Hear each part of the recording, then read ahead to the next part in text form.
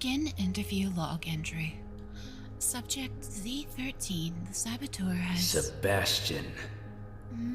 Seriously, as flattering as that little nickname is, if you're going to put me through this, Doc, then you should at least tell them my real name.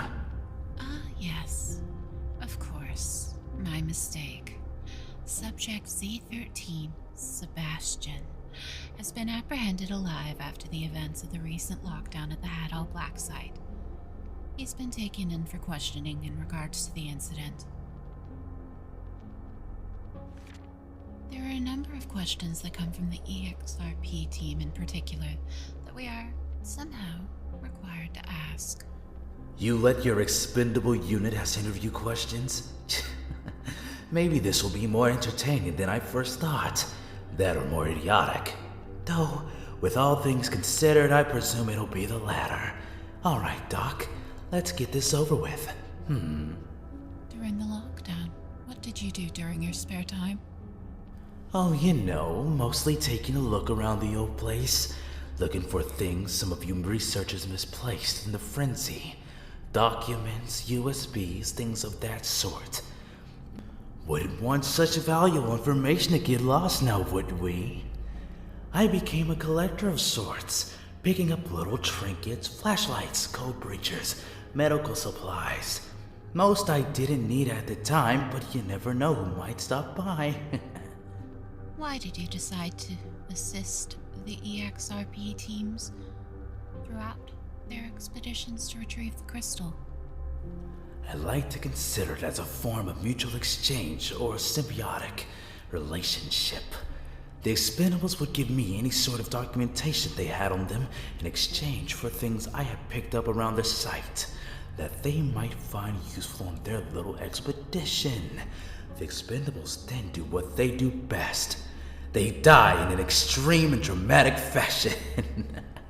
I then retrieve whatever they might have dropped, do it all over again when the next team drops in, and boom, profit.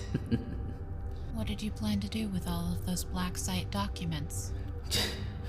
Wouldn't you like to know? It's apparent that a side effect of your mutations resulted in having your legs replaced by a large tail. How did this affect your mobility? How did you adapt? You get used to it after enough time. Obviously, I can swim faster than I can walk or slither. But that isn't to say I was slow by any means. Quite the contrary. I do have what I like to call phantom legs on occasion. Sometimes I couldn't imagine what it would be like to have legs again at all. Weird. Out of all of the other subjects within the facility that you've interacted with, do you have a favorite? Not really. I mean, you've seen them, right? They're not exactly much for chit-chat. Not to mention a lot of them have a lot of homicidal tendencies. Though, I suppose I related with the infestation the most. Before you slaughtered it.